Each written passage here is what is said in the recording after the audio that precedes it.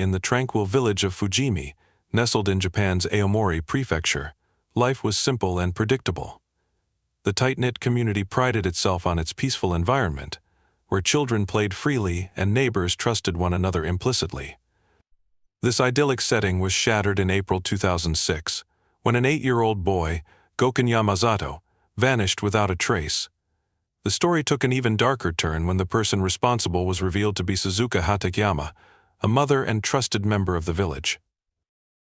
Suzuka Hatakeyama was a single mother in her early 30s, raising her 9-year-old daughter Aya alone. To outsiders, Suzuka appeared to be an attentive and caring mother. She was known in the community for being approachable and friendly, often chatting with neighbors and playing with local children. However, Suzuka's personal life was far from stable.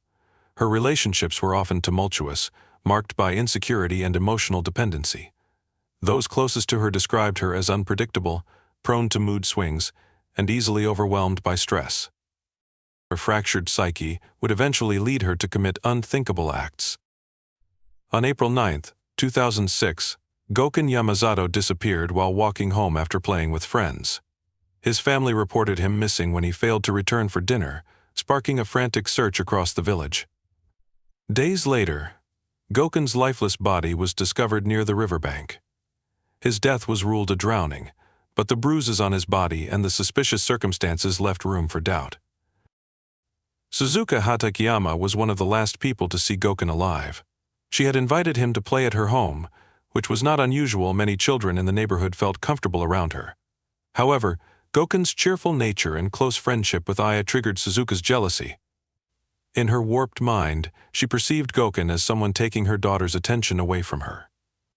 Under the pretense of playing a game, Suzuka lured Goken to a secluded area near the river.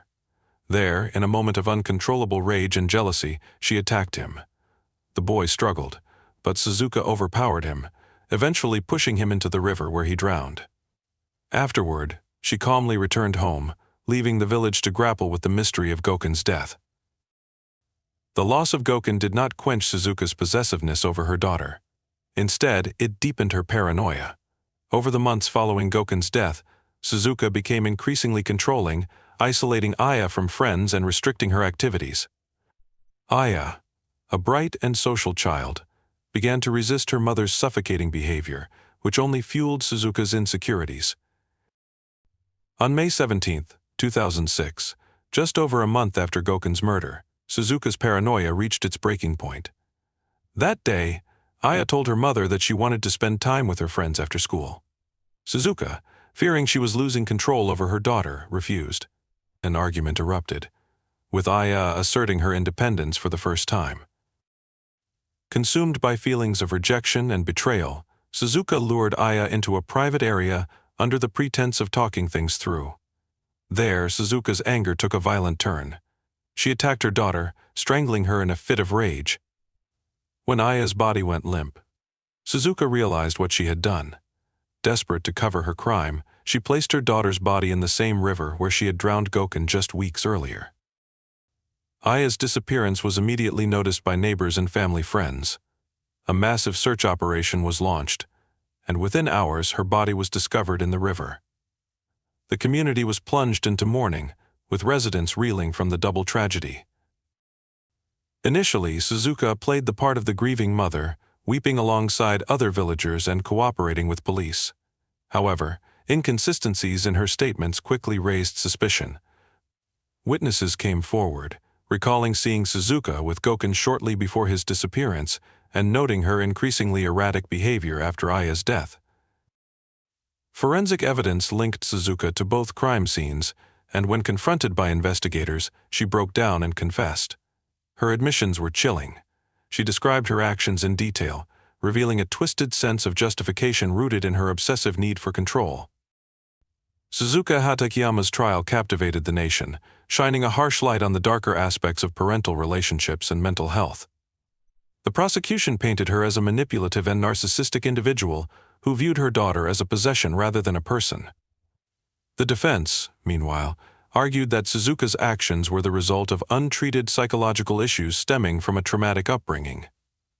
Psychological evaluations revealed that Suzuka suffered from borderline personality disorder and deep-seated abandonment issues. While this provided some context for her actions, it did not absolve her of guilt. In 2007, Suzuka was convicted of both murders and sentenced to death. The verdict was met with mixed reactions. For some, it was a necessary punishment for the betrayal of her role as a mother. For others, it raised uncomfortable questions about the lack of mental health support available to people like Suzuka. The case of Suzuka Hatakeyama left a profound impact on the village of Fujimi and the nation as a whole. Parents became more vigilant, and the sense of safety that once defined the community was replaced by a lingering unease. The tragedy sparked conversations about the pressures of single parenthood and the importance of addressing mental health issues before they escalate into violence. For the families of Goken Yamazato and Aya Hatakeyama, the pain of their loss remains immeasurable. Both families chose to mourn privately, avoiding the media spotlight. Their grief became a symbol of the profound consequences of unchecked emotional turmoil. Suzuka Hatakeyama's story is a haunting reminder of the fragility of human relationships and the devastating impact of unresolved trauma. It is a tale of a mother's descent into darkness, leaving behind a legacy of heartbreak and reflection. The murders of Goken Yamazato and Aya Hatakeyama were a devastating blow to the tight-knit community of Fujimi. Families who once let their children roam freely began keeping them closer to home. Neighborhood trust, a cornerstone of rural life, eroded in the wake of Suzuka's crimes. For many, it became impossible to reconcile the image of the friendly, approachable mother with that of a cold-blooded murderer. For the Yamazato family, the loss of Goken was unbearable. He had been the light of their lives, an energetic, kind-hearted boy who loved playing outdoors and dreamed of becoming a soccer player. His parents withdrew from public life, finding it difficult to cope with the overwhelming grief and media attention. In the years following Suzuka's conviction, Goken's mother took to advocacy work. Speaking at schools and community events, she shared her family's story to raise awareness about child safety. "We trusted too easily," she once said in an interview. "We thought our community was safe, but even the people you trust can hide terrible secrets." Aya's surviving relatives, her father and extended family, faced an equally harrowing path forward. Her father, who had separated from Suzuka years earlier, was racked with guilt. He questioned whether his absence had contributed to Suzuka's psychological decline and whether his presence might have prevented the tragedy. Though he lived far from Fujimi, he made efforts to honor Aya's memory, planting a cherry blossom tree in her name, a symbol of fleeting beauty and resilience. Aya's grandparents, devastated by the betrayal of their own daughter, struggled to reconcile their love for Suzuka with the horror of her actions. They visited her on death row, hoping to find answers to the questions that haunted them. Despite Suzuka's expressions of remorse, her parents remained conflicted, grappling with the dual pain of losing their granddaughter and knowing their daughter was responsible. In Japan, inmates on death row are kept in near total isolation, a practice that has drawn criticism from human rights organizations.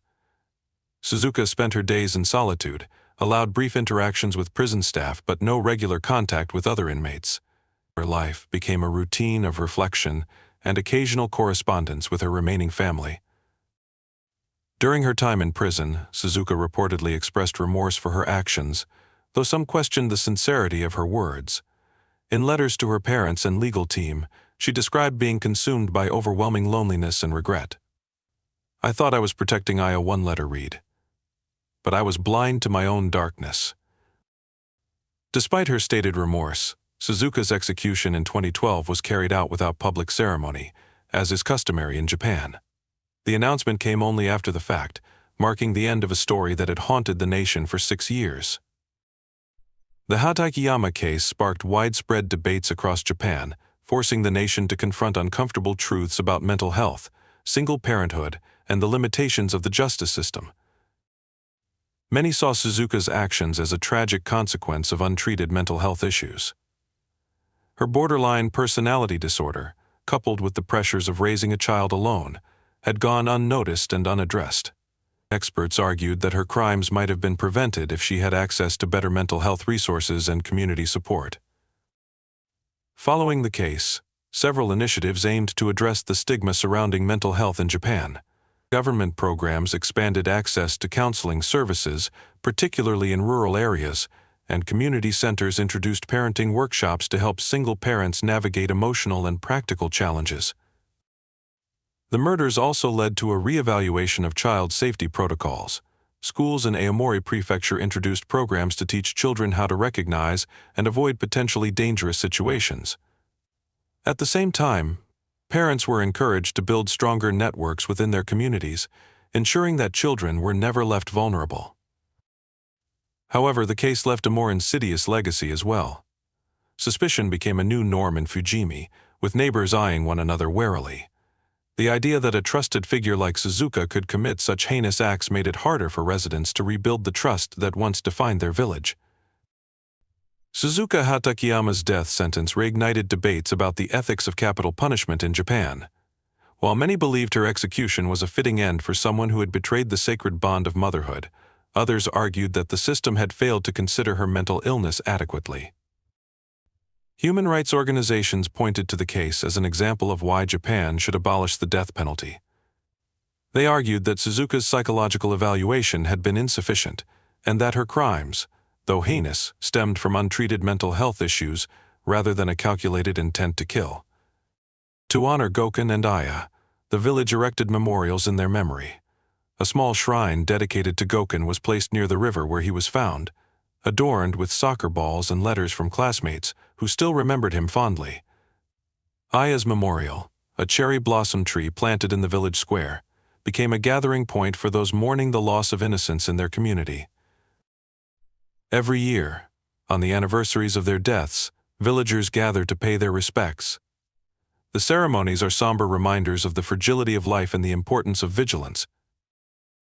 The tragic case of Suzuka Hatakeyama serves as a chilling reminder of how untreated mental health issues and societal pressures can lead to devastating consequences. It also underscores the importance of fostering community bonds while remaining vigilant against the hidden struggles of those around us. For Fujimi, the scars left by the murders may never fully heal, but the community has taken steps toward rebuilding. Through education, advocacy, and remembrance, they strive to ensure that such a tragedy will never happen again.